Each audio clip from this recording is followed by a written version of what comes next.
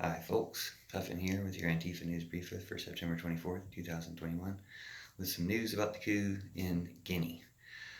There really isn't any news about the coup in Guinea, or not news that we're getting. I'm sure there's news, I'm sure there's stuff going on and things to be reported, but we're not getting any news. Now, one reason for that might be that when the coup took over the country, they closed the borders. Um, they're not letting people in and out. Interestingly enough, I just did some research on Wikipedia, just reading what Wikipedia had to say about it. And the only thing they had to say for the reactions to this happening was that aluminum prices went up to a 10-year high, and a soccer team was trapped, and another soccer player who joined another team was still there because he wasn't able to leave. One soccer team was trapped but got out on a plane.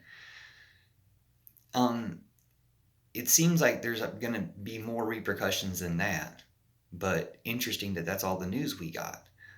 Just makes me very suspicious about. It did say, all these countries made these statements of condemnation, and I didn't see Russia in specific, but I saw, China, for instance, condemned the coup. America condemned the coup. All these other countries, France condemned the coup.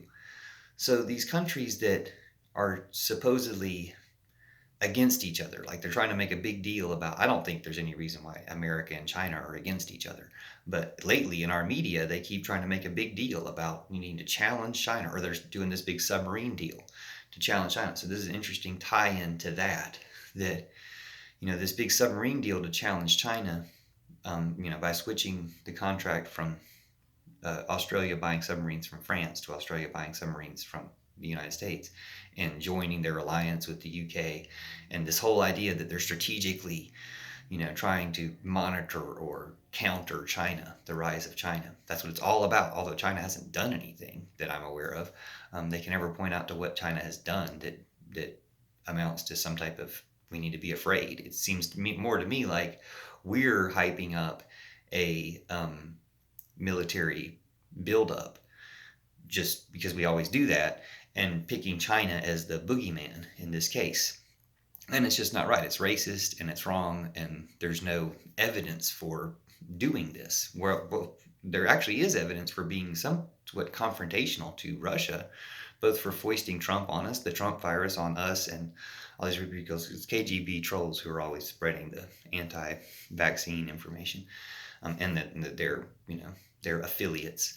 But and then they did all this stuff in the Ukraine. They've been the last aggressive military thing, and for some reason we're supposed to be shifting our alliance from Europe to China. Anyway, what does it have to do with Guinea? Aluminum prices went up. The world was mad, but somehow China was mad and America was mad. So neither of us, no country has an interest in the coup in Guinea. Maybe the coup is bad. I'm not trying to support it if it's bad. And I'm certainly not trying to support it if it's just another Russian orchestrated thing, just to sow, chaos and, terror in the world. But I just kind of had an intuition, since no one was saying anything about it. If it was Russian orchestrated, we'd probably be given a positive impression of the coup leaders by now, because they're, running the whole Trumpy side of our media, and we get plenty of their perspective. But you don't get anything. So it makes me think it could just be a natural grassroots coup in Guinea. And looking this up, having confused it with Ivory Coast, I saw that a coup leader, supposedly, he seemed to be on a news program in Guinea, was firing the president of the Ivory Coast, which made me think maybe this coup is something that's going to grow in Africa. And I always thought, since these are colonial borders, colonial, powers carved up the African countries, just like they did in other parts of the world. But same thing in Afghanistan. In Pakistan, they broke up other countries, divided other countries, or Kurdistan. They divide these other countries into minorities in countries to diffuse people's cultural power. Well, if Africa, there's all sorts of cultures and you know countries, I imagine, in Africa, more natural countries in Africa.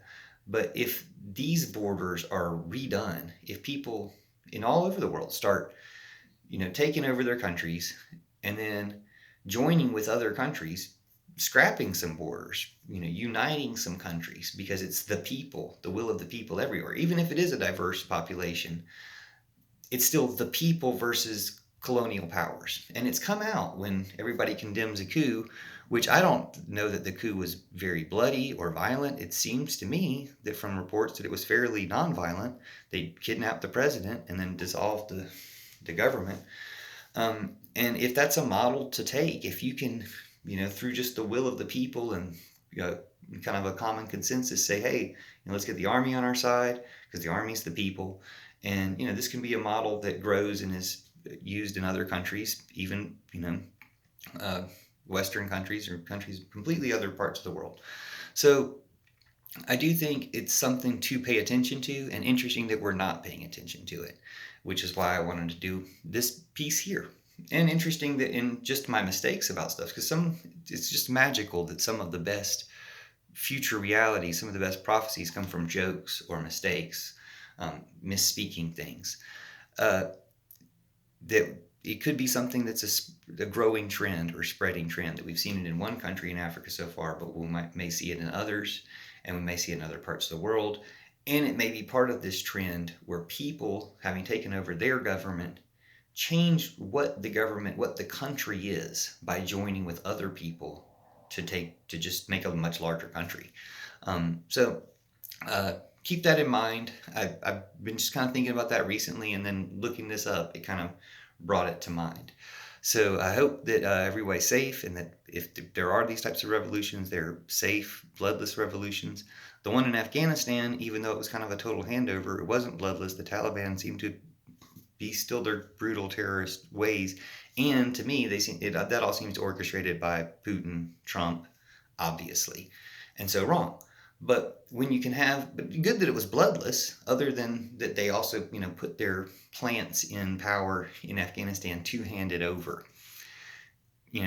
Like they're trying to do in America. They're trying to get all, work all their traitors into our Supreme Court and into our Congress and our Senate to just hand it over.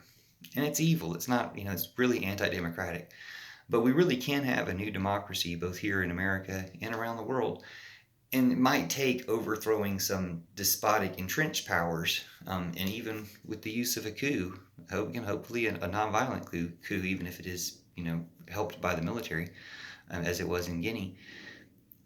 And just, switch things up, flip the script, and do things for the people. Have everybody's focus on what enables people to be in power, that they're going to protect the people. Because the whole thing about the democratically elected leader of Guinea, who extended his rule through tyrannical powers, which is why they overthrew him after 20 years, was that even though he was democratically elected, his work wasn't letting the resources, the sale of their precious mineral that's used to produce aluminum, apparently, get to the people. So when the leaders are serving the people, the governments will be legitimate. It's the basic premise of democracy. We'll get there. We just haven't been there yet because we've had these entrenched tyrannical powers, even through our American history. And so when you take a step back, or from the future, when you look back on it, you'll see this whole arc of history going towards democracy and finally getting there. But we do need to oppose the tyrannical powers who have held us back the whole way. So thanks for watching. And stay tuned, look it up, try to talk about it more yourself, because there is just, like I said, even though I made a mistake, it led to a further understanding, I believe, or a further inclination. We'll see what happens. But, even speaking in error, we can say things that turn out to be true, or turn out to reveal another truth. So go ahead and say stuff, because, that's all we've got is our words and our perception, and being able to change people's perceptions with better words. So here's yours, and thanks for talking, and have a great day.